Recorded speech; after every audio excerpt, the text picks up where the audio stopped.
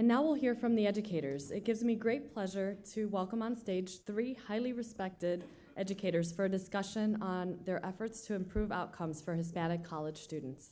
We'll find out what they are doing to tackle barriers related to access and the cost of a college degree, and we'll explore strategies they have in place to improve graduation rates for Latino students. Please welcome Diana Natalicio, president of the University of Texas at El Paso. UTEP has an 80% Hispanic student population and ranks 3rd among all U.S. colleges and universities in the total number of bachelor's degrees awarded to Hispanics in all academic disciplines. Diana Natalicio was named president of the university in 1988, and during her tenure, enrollment has grown from 15,000 to over 25,000 students.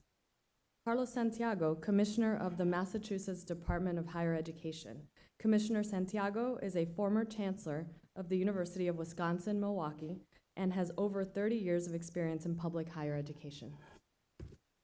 And finally, Madeline Pumariega, Chancellor of the Florida College System, which comprises of 28 colleges serving over 800,000 students. Before becoming Chancellor, Pumariega served as president of Take Stock in Children, a statewide nonprofit focused on breaking the cycle of poverty through education. My colleague, Rafael Bernal, staff writer at The Hill, will be leading this discussion. Rafael, over to you. Thank you. Good morning. Well, after those great introductions, we're going to start with the generals. So, over 500,000 Hispanics were enrolled in 4-year programs in 2016. This broke a record. The numbers are moving in the right direction, but what's still lagging? Let's start with you, Diana. Well, I think scale. We're not educating as many students as are eligible, talented, and so on. And of course, one of the big barriers is that many of the students that we serve in our region are of modest means, and they have a very difficult time as state appropriations decline and tuition goes up.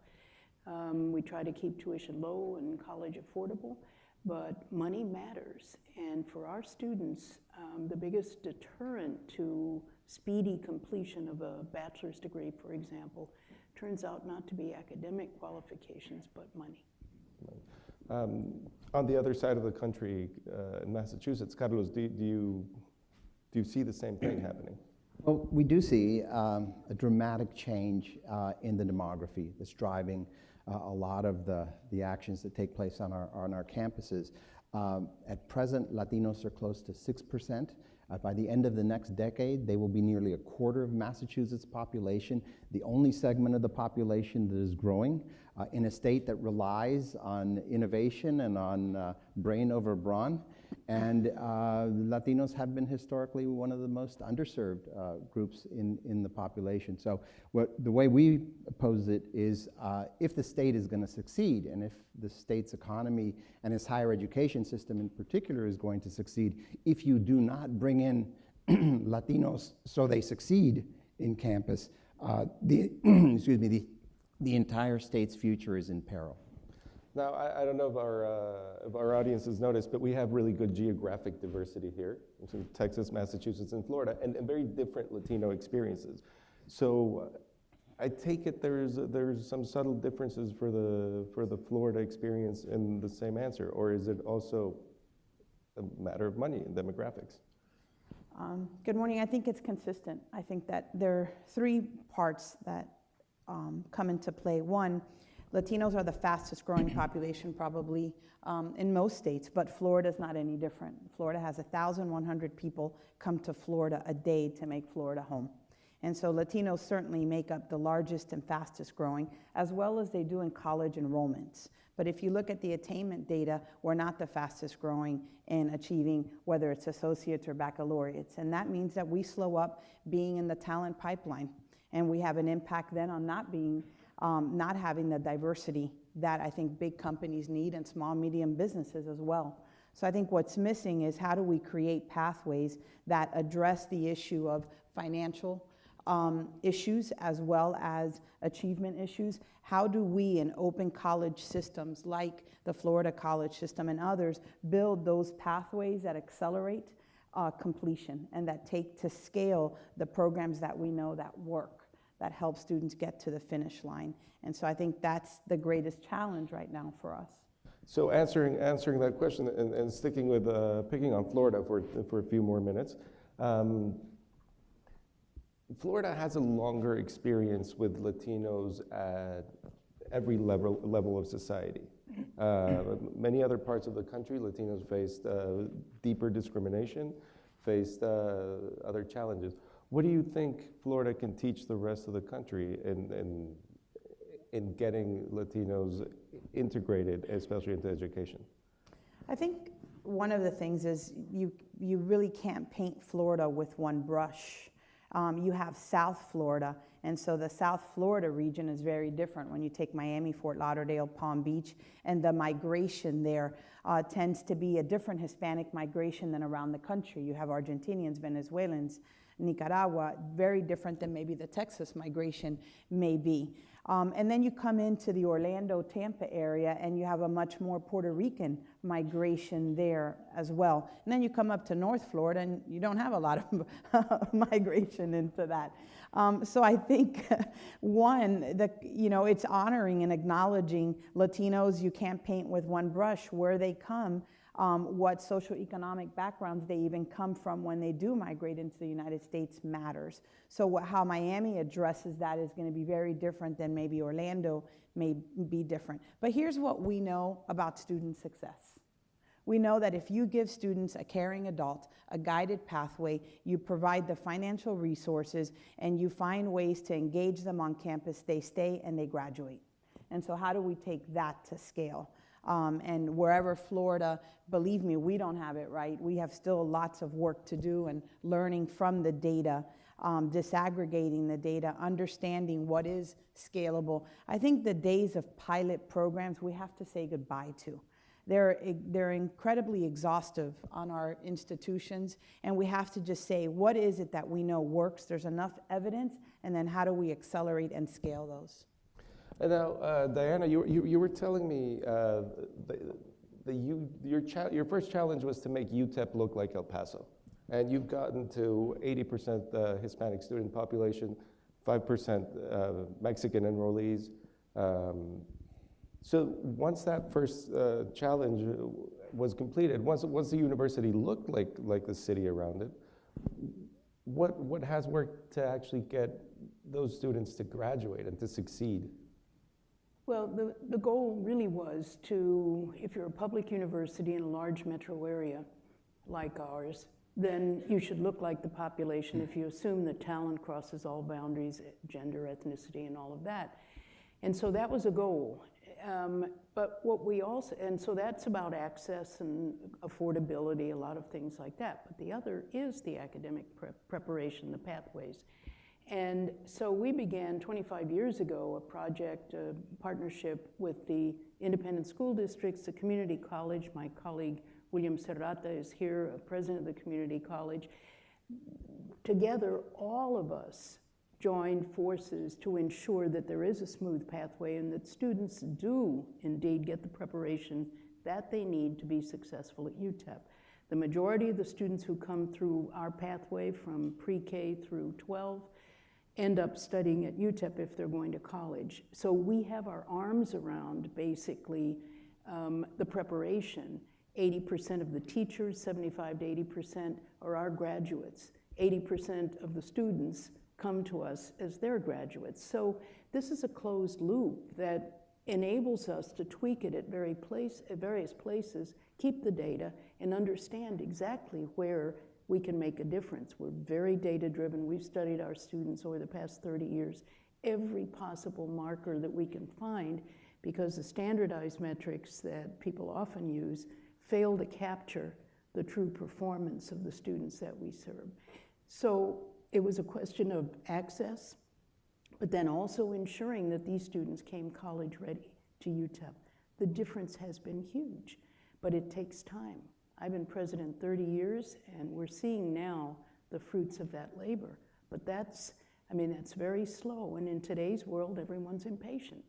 And so it's very hard to change your metrics overnight, when you're dealing with young people, excuse me, who are coming through this long pathway.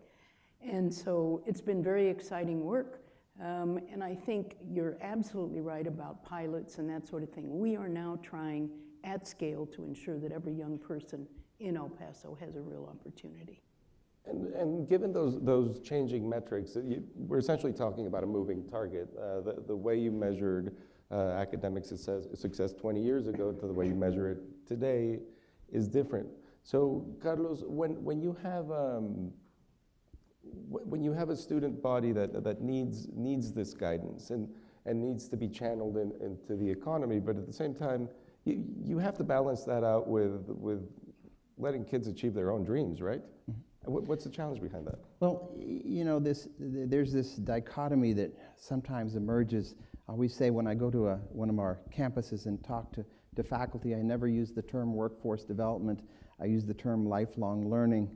But when I talk to the business community, I always use the term workforce development rather than lifelong learning. And yet when you talk to faculty and when you talk to business leaders, they're looking for the same thing. They want students who have critical thinking. They want students who write well, they can express themselves well. They want students who work in groups and can solve problems. So ultimately, we are focused on the same outcome. Sometimes the language gets in the way. I think there is, you know, for Latino student success, I've always said, there's no magic formula that we haven't tapped into. We know what helps students succeed, and what helps Latino students succeed is not different from what helps other students succeed. But what they do need is the kind of support structures that particularly first-generation students do not have. And the programs require you going into, you know, before they get to college, by the time they come to college, even in Massachusetts, which has the highest high school graduation rates, the students in K through 12 score higher than any other state in the union in terms of their outcomes at K through 12 exams. There's a dirty little secret that 30% of those students that graduate from high school successfully and pass all those difficult exams have to remediate when they come to college. And of those students, 60% in the community colleges. So there's a lot of work that needs to be done. I think the point that was made about getting away from the pilots and scaling up, we have to be on that mode. We cannot do this 50 students at a time. And Madeline, so following up on that, how can universities influence the high schools and the elementary schools and the middle schools and the kindergartens? You've even made the point of the kindergarten to get the students that they need, you know, as freshmen. So there's a lot of work, you know, cradle to career. In Florida, Achieve Palm Beach, Achieve Escambia are organizations that are bringing together business leaders, education leaders to find that pathway. So I think, you know, students being exposed to early pre-K matters. Greeting on grade level matters at 3rd grade. We know that. Your 8th grade math matters. What we do around high school reach out programs, I think that an area the country has to really look at is how do we look at dual enrollment? The reality is that the high school credential was your ticket to the middle class 20 years ago. It's your ticket to poverty today. What we found is if a student graduated high school, a year later, if they were working, they were making $8.13. So we know that that credential no longer is that path. So then how do we build with our K-12 partners accelerated mechanisms? How do we go to scale on dual enrollment if we know it's working? We know that students are able to take their gateway courses while their juniors and seniors then don't need remediation. If they don't need remediation, they're not slowed down. So how do we build our business model to do that? Then with our colleges, if we know that at most of our community colleges, about 50% of students want to transfer to a university, building those articulation pathways so that they are at the same advantage as a freshman that started there. When they transfer, we make sure that they have the support that they need. And the other 50%, if we know that they're there because they're going to enter the workforce, how do we acknowledge that? And how do we build pathways, whether it's certificates or the associates in science? We know how to do it right at scale because we do it with nursing students. Doesn't matter if you're Hispanic or whether you're African American or white, you're finishing in nursing programs in America much stronger and much higher than in other programs. So what can we learn from that and then look at those kind of pathways around technology, advanced manufacturing, and in areas that are leading to high-wage jobs, and tie those then to internship opportunities as well. I'm glad you mentioned community colleges because as you know, as luck has it, that was my next question. Carlos, what do you think about these proposals that would link community college success to their funding? Well, you know, my training has been in research universities, and I've come to believe, as overseeing the 15 community colleges in Massachusetts, that they are the most essential segment if we are to be successful in getting Latinos into and through college. In Massachusetts, 70% of Latinos go to our community colleges in a state that is blessed with 117 private universities, very prestigious institutions, yet the majority of Massachusetts residents go to our public institutions, and the majority of African Americans and Latinos go to our public institutions and go to community colleges. If we do not get it right in the community college system, that happens to be the most underfunded of all our three segments is the community college. The funding per student is less than what the vocational schools are being funded in the state of Massachusetts. And that's our challenge. I mean, we have these very elaborate funding formulas, and they have all these incentives in it. But for 15 community colleges this last year, the legislature put in $1 million. Well, $1 million for 15 community colleges is not going to incentivize anything or anyone to do anything. So funding is a key component of the success of these institutions. The last point I would make is that we are seeing among not only Latino but other students, we are seeing problems that many of us, as we came into the academy 30 or so years ago, never saw. We were seeing hunger and homelessness at rates that none of us viewed possible among college students, and they're particularly among community college students. I wanted to say in Florida, we've implemented performance incentive programs for our 28 colleges. Last year, the legislature put $30 million for incentive funding. It does come that the colleges have to put in at-risk dollars, and so some of their base funding is at risk. But we measured 4 things. One was completion, and we acknowledge that not all students in a 2-year program are going to finish within 3 years. So they're measured at 150% completion and then at 200% completion. Retention, fall-to-fall retention. I think it's critical to measure the key performance indicators, which are your fall-to-spring retention. And then we did job placement or continuing education of the students that earned a credential a year later. Were they still enrolled in a baccalaureate program, or were they working? And then the 4th part is what were their earnings? And we took at looking at if they were making 100% above the entry-level earnings in their region, so that we could understand whether the time and energy and money that you put into higher education has that return on investment. And we saw it. Our colleges performed incredibly well around wages, around students that were either working or at one of our universities, retention rates, and then working on plans on how do we look at completion rates, and again, disaggregate the data.